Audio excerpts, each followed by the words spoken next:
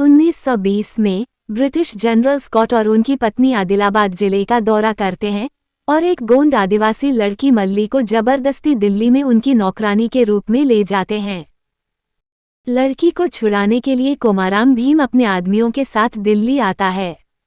वे अपने मिशन में सहायता के लिए जंगलों में एक जंगली बाघ को पकड़ते हैं। हैदराबाद के निजाम ने स्कॉट के कार्यालय को उसी के बारे में चेतावनी दी। अल्लूरी सीताराम राजू एक पुलिस अधिकारी है जो साम्राज्य की सेवा करने की अपनी क्षमता को साबित करता है। जब लेडी बक्सटन गोंड जनजाति के नेता को जिंदा पकड़ने वाले अधिकारी को पदोन्नति की पेशकश करती है तो राम आगे आता है। वह स्वतंत्र कार्यकर्ताओं की एक बैठक में भाग लेता है और स्कॉट की हत्या करने का प्रस्ताव रखता है। जैसे ही उनके लक्ष्य संरेखित होते हैं, भीम की सहायता लच्छू राम को भीम से मिलने के लिए कहता है। हालांकि लच्छू भाग जाता है जब उसे होश आता है कि राम एक पुलिस वाला है।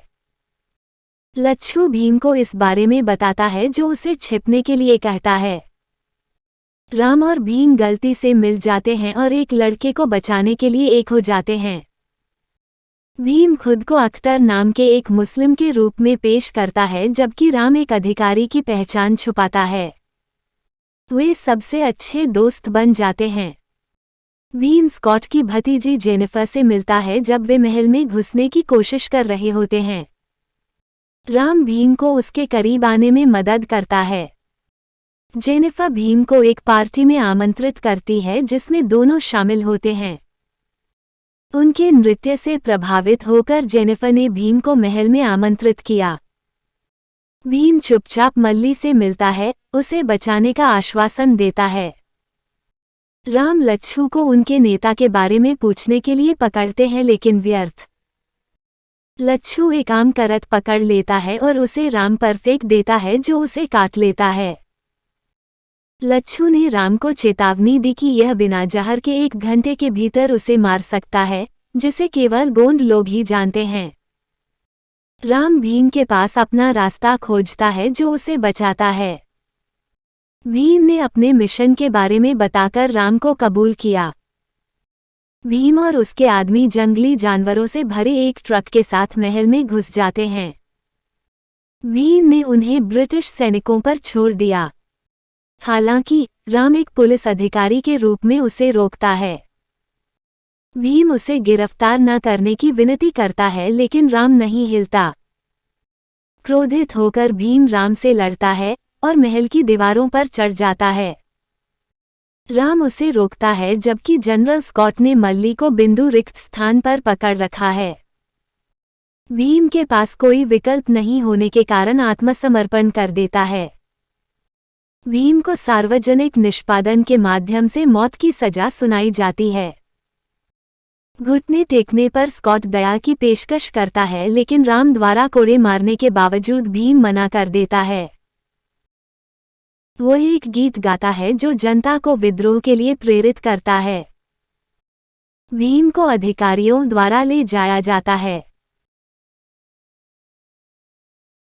राम याद करते हैं कि उनके पिता वेंकटराम राजू ने अंग्रेजों के खिलाफ विद्रोह किया था और अपने प्राणों की आहुति दी थी।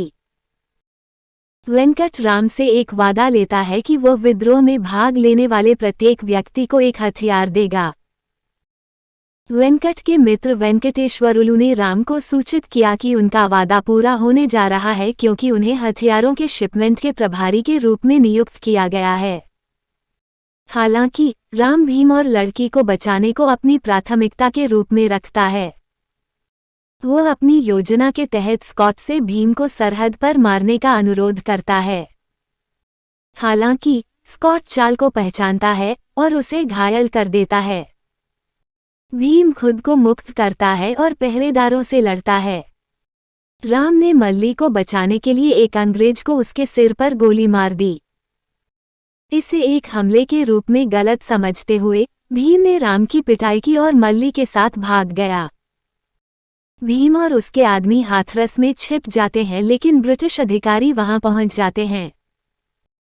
सीता पहचानती है कि वे खतरे में हैं और अधिकारियों को यह झूठ बोलकर भगा देती हैं कि वह स्थान चेचक से संक्रमित है। सीता ने खुलासा किया कि वह राम की चचेरी बहन और प्रेम रुचि हैं। वह कहती हैं कि राम को मौत की सजा दी जाती है क्योंकि वह अपने सबसे अच्छे दोस्त को बचाने के लिए अंग्रेजों के खिलाफ गए थे। भीम अपने किए पर पछताता है और सीता को राम को बचाने का वचन देता है। जेनिफर द्वारा दिए गए ब्लूप्रिंट की मदद से भीम बैरक में घुस जाता है। वह राम को अपने कंधे पर बिठाकर कारागार से मुक्त करते हैं क्योंकि राम चलने में असमर्थ हैं। साथ में वे गार्ड से लड़ते हैं और भाग जाते हैं।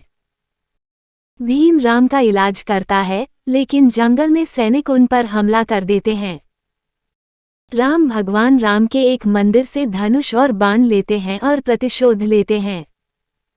भीम उसे एक भाला के साथ जोड़ता है। वे सैनिकों से लड़ते हैं और महल की ओर बढ़ते हैं। वे टीएनटी से भरे एक कमरे में मोटरसाइकिल विस्फोट करते हैं और इमारत में विस्फोट करते हैं। भीम बंदूकें और गोला बारूद निकालता है और राम को देता है। लेडी स्कॉट अराजकता में मारा जाता है जबकि स्कॉट राम और भीम द्वारा मारा जाता है। वे सीता, जेनिफर और अन्य के साथ फिर से मिलते हैं। राम के आग्रह पर भीम उसे शिक्षित करके एहसान वापस करने का अनुरोध करता है। राम अपने गांव लौटता है और वादे के अनुसार हथियार देता है जबकि भीम अपनी मां के साथ मल्ली को फिर से मिलाते हुए अपने गांव लौट आता है।